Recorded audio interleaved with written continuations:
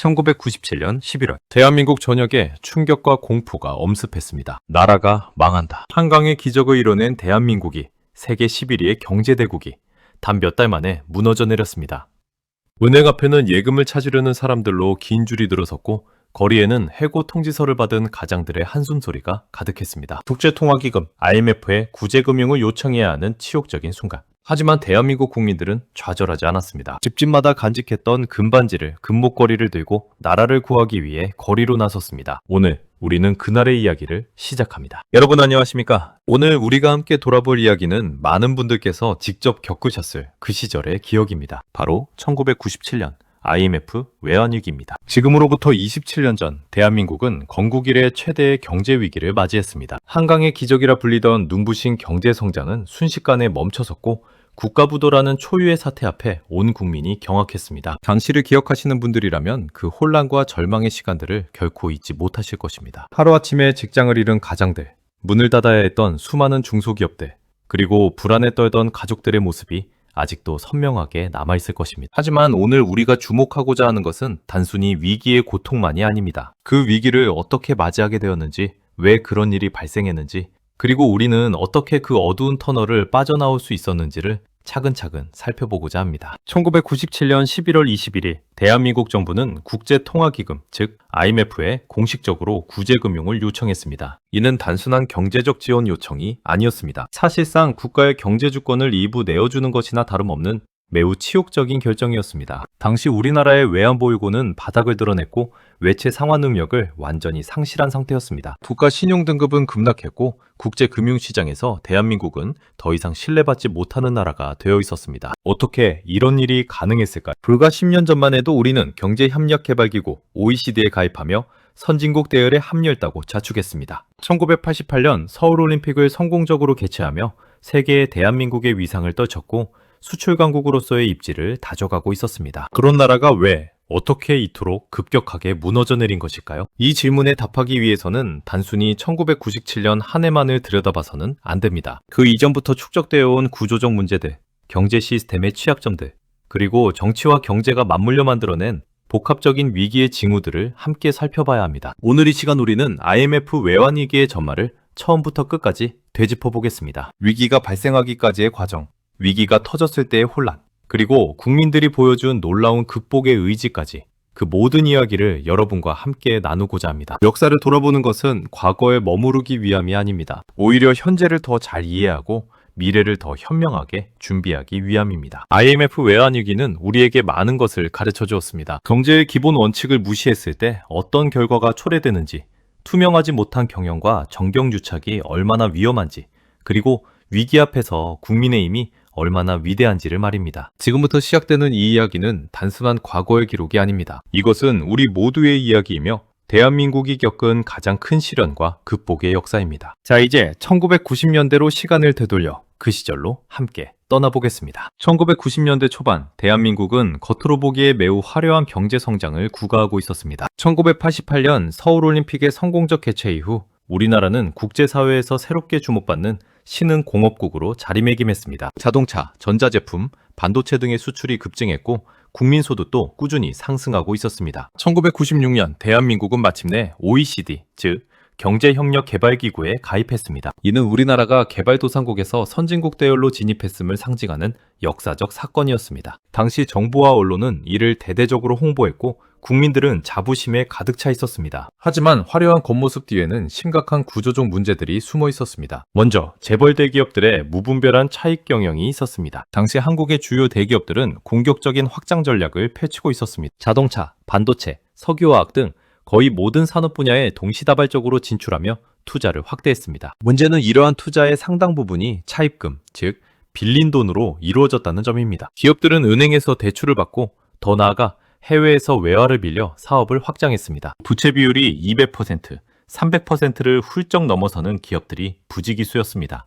왜 이런 일이 가능했을까요? 그것은 당시의 정경유착 구조와 깊은 관련이 있습니다. 정부는 경제개발을 위해 특정 대기업들을 집중 육성하는 정책을 펼쳤고 은행들은 정부의 암묵적인 보증 아래 대기업들에게 거액의 대출을 해주었습니다. 대마불사라는 말이 있었습니다. 큰 기업은 망하지 않는다는, 즉 정부가 절대 망하게 내버려 두지 않을 것이라는 믿음이었습니다. 이러한 믿음 아래 기업들은 위험 관리를 소홀히 했고 은행들은 제대로 된 신용평가 없이 돈을 빌려주었습니다. 두 번째 문제는 금융 시스템의 취약성이었습니다. 당시 한국의 금융기관들은 부실 채권을 대량으로 안고 있었습니다. 기업들에게 빌려준 돈을 제대로 회수하지 못하는 경우가 많았지만 이를 공개하지 않고 감추는 관행이 만연했습니다. 투명성이 결여된 회계 처리, 부실 자산의 은폐, 이 모든 것이 금융 시스템을 좀먹고 있었습니다. 더욱이 1990년대 초반부터 정부는 금융 자유화 정책을 추진했습니다. 해외 자본의 국내 유입을 촉진하고 기업들이 해외에서 자금을 조달하기 쉽게 만들었습니다. 이는 표면적으로는 경제의 국제화, 선진화를 위한 조치였지만 충분한 감독과 규제 장치 없이 이루어진 성급한 개방이었습니다. 결과적으로 국내 기업들과 금융기관들은 단기 외채를 대량으로 끌어들였습니다. 장기적인 투자 계획이나 상환 능력에 대한 면밀한 검토 없이 당장 필요한 자금을 해외에서 빌려오는 데만 급급했습니다. 1997년 초 한국의 총 외채 규모는 약 1,500억 달러에 달했습니다. 이 중 상당 부분이 1년 이내에 갚아야 하는 단기 외채였습니다. 그런데 정작 우리나라의 외환보유고, 즉 즉시 사용할 수 있는 외화 자산은 300억 달러 수준에 불과했습니다. 이것이 무엇을 의미하는지 아시겠습니까? 빌린 돈을 갚을 시기가 되었을 때 갚을 돈이 없다는 뜻입니다. 마치 신용카드로 계속 돌려막기를 하던 사람이 어느 순간 더 이상 빌릴 곳이 없어진 상황과 같습니다. 세 번째 문제는 기업들의 수익성 악화였습니다. 1990년대 중반부터 주요 수출 품목의 가격이 하락하기 시작했습니다. 반도체 가격은 급락했고 철강과 석유화학 제품의 국제 가격도 떨어졌습니다. 설상가상으로 중국을 비롯한 개발도상국들이 저렴한 노동력을 앞세워 시장에서 한국 제품과 경쟁하기 시작했습니다. 수출로 먹고 사는 나라에서 수출 경쟁력이 약화되고 수익성이 떨어진다는 것은 매우 심각한 문제였습니다. 하지만 기업들은 이러한 변화에 제대로 대응하지 못했습니다. 여전히 양적 확장에만 매달렸고 질적 혁신이나 구조조정은 미루어 두었습니다. 이러한 상황에서 1997년 초부터 국내 대기업들이 연쇄적으로 부도를 맞기 시작했습니다. 1월에는 한보철강이 무너졌고 3월에는 산미그룹이, 4월에는 진로그룹이 쓰러졌습니다. 7월에는 기아자동차가 부도 위기에 처했습니다. 재벌 그룹들의 연쇄 부도는 금융권에 직격탄을 날렸습니다. 이들 기업의 거액을 빌려준 은행과 종합금융회사들이 동반 부실화되기 시작한 것입니다. 그리고 이 모든 소식은 해외로 빠르게 전파되었습니다. 국제신용평가사들은 한국의 신용등급을 하향 조정했고 외국 투자자들은 불안해하기 시작했습니다. 바로 이때 동남아시아에서 거대한 폭풍이 몰려오고 있었습니다. 1997년 7월 2일 태국의 통화인 바트화가 폭락했습니다. 태국 정부는 더 이상 고정 환율제를 유지할 수 없다고 선언하며 바트화를 변동 환율제로 전환했습니다. 순식간에 바트화의 가치는 절반 이상 떨어졌고 태국 경제는 혼란에 빠졌습니다. 이것이 바로 아시아 외환 위기의 시작이었습니다. 태국에서 시작된 위기는 빠르게 주변국으로 확산되었습니다. 인도네시아, 말레이시아, 필리핀 등 동남아시아 국가들이 차례로 통화 위기에 빠졌습니다. 이들 나라 역시 한국과 유사한 문제를 안고 있었습니다. 급속한 경제 성장, 과도한 외채, 부실한 금융 시스템, 그리고 투명성 부족. 국제 투자자들은 아시아 신흥시장 전체에 대한 신뢰를 잃기 시작했습니다. 그들은 투자 자금을 회수하기 시작했고 이는 다시 해당 국가들의 외환 부족을 심화시켰습니다. 순환이 시작된 것입니다. 처음에 한국 정부는 이러한 위기가 우리나라에는 영향을 미치지 않을 것이라고 낙관했습니다. 당시 강경식 부총리 겸 재정경제원 장관은 한국은 동남아시아 국가들과 경제 구조가 다르다며 외환위기가 한국에 파급될 가능성은 거의 없다고 공언했습니다. 하지만 이는 심각한 오판이었습니다. 국제금융시장의 투자자들은 아시아 신흥시장을 하나의 묶음으로 보기 시작했습니다. 한국도 예외가 아니었습니다. 오히려 한국의 높은 단기 외채 비율과 재벌 기업들의 연쇄 부도 소식은 투자자들의 불안을 더욱 증폭시켰습니다. 하루부터 외국 자본이 한국에서 빠져나가기 시작했습니다. 외국인 투자자들은 주식을 팔아치웠고 한국에 빌려준 돈을 회수하려 했습니다. 은행들이 해외에서 빌린 단기 차입금의 만기가 돌아왔지만 차환, 즉 만기를 연장하는 것이 점점 어려워졌습니다. 9월 시중은행들의 해외 차입이 본격적으로 막히기 시작했습니다. 외국 금융기관들은 한국 은행들에 대한 신용 공여를 중단했습니다. 10월에 들어서자 상황은 더욱 악화되었습니다. 외환 보유고가 빠른 속도로 감소하기 시작했습니다. 정부는 외환 보유고 수치를 공개하지 않으려 했지만 시장은 이미 심각성을 눈치채고 있었습니다. 10월 23일 홍콩 증시가 폭락하면서 아시아 금융시장 전체가 요동쳤습니다. 이른바 홍콩 쇼크였습니다. 한국 증시도 급락했고 원화 가치도 하락하기 시작했습니다. 11월에 접어들면서 대한민국은 사실상 외환 고갈 상태에 이르렀습니다. 정부가 공식 발표한 외환 보유고는 아직 300억 달러 수준이었지만 실제로 즉시 사용 가능한 유동성 외환은 거의 바닥난 상태였습니다. 기업들은 수입돼 잃을 수 있다는 불안감이 사람들의 마음에 자리 잡았습니다. IMF 외환위기는 한국 사회를 근본적으로 변화시켰습니다. 위기 이전과 이후 대한민국은 완전히 다른 나라가 되었습니다. 긍정적인 변화도 있었습니다. 기업 경영이 투명해졌고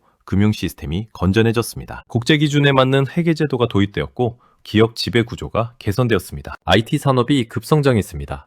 위기 속에서 한국은 정보통신 기술에 집중 투자했고 이것이 2000년대 한국 경제 성장의 새로운 동력이 되었습니다. 하지만 부정적인 영향도 무시할 수 없습니다. 사회 안전망의 부재, 심화된 불평등, 고용 불안정, 이 모든 것이 오늘날까지 한국 사회의 고민거리로 남아 있습니다. IMF 외환위기로부터 27년이 지난 지금 우리는 무엇을 배울 수 있을까요? 첫째, 경제의 기본 원칙을 무시하면 언젠가 그 대가를 치르게 된다는 교훈입니다. 1990년대 한국 경제는 외형적으로는 화려했지만 내실은 취약했습니다. 빚을 내서 투자하고 수익성을 고려하지 않고 규모만 키우는 경영, 투명하지 못한 회계와 정경유착, 이 모든 것이 결국 위기를 불러왔습니다. 건전한 재무구조, 투명한 경영, 실질적인 경쟁력, 이러한 기본이 얼마나 중요한지를 IMF 외환위기는 뼈아프게 가르쳐 주었습니다. 둘째, 글로벌 경제 환경의 변화에 민감하게 대응해야 한다는 교훈입니다. 태국에서 시작된 위기가 순식간에 한국까지 번진 것은 세계 경제가 얼마나 긴밀하게 연결되어 있는지를 보여줍니다. 오늘날 세계는 그때보다 훨씬 더 긴밀하게 연결되어 있습니다. 한 지역의 위기가 전 세계로 파급되는 속도는 더욱 빨라졌습니다. 따라서 우리는 국내 경제만이 아니라 세계 경제의 흐름을 항상 주시해야 합니다. 위기의 징후를 조기에 포착하고 선제적으로 대응하는 것이 중요합니다. 셋째,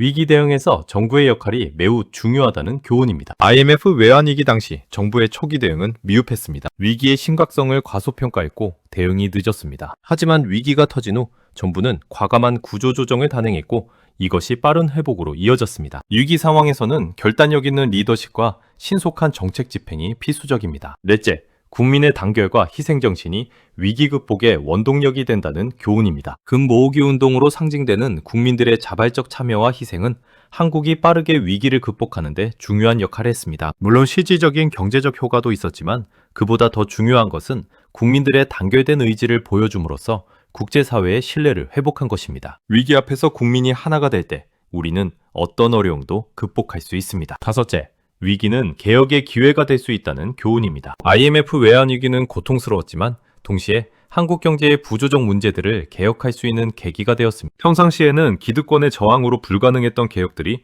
위기 상황에서는 추진될 수 있었습니다. 물론 그 과정에서 많은 사람들이 희생되었고 그 상처는 아직도 남아 있습니다. 하지만 그러한 개혁이 없었다면 한국 경제가 오늘날과 같은 경쟁력을 갖출 수 있었을지는 의문입니다. 여섯째, 사회 안전망의 중요성을 깨달았다는 점입니다. IMF 외환위기 당시 한국의 사회 안전망은 매우 취약했습니다. 실업보험, 사회복지제도가 제대로 갖춰지지 않은 상태에서 대량 실업이 발생하자 많은 사람들이 극심한 고통을 겪었습니다. 이후 한국은 사회 안전망을 강화하기 위해 노력해왔습니다. 고용보험 확대, 기초생활보장제도 도입 등이 이루어졌습니다. 하지만 아직도 갈 길이 멉니다. 마지막으로 역사를 기억하고 교훈을 되새기는 것의 중요성입니다. 시간이 지나면서 특히 IMF 외환위기를 직접 겪지 않은 젊은 세대에게는 이것이 먼 과거의 일처럼 느껴질 수 있습니다. 하지만 역사는 반복됩니다. 2008년 글로벌 금융위기, 2020년 코로나 팬데믹, 경제위기는 언제든 다시 찾아올 수 있습니다.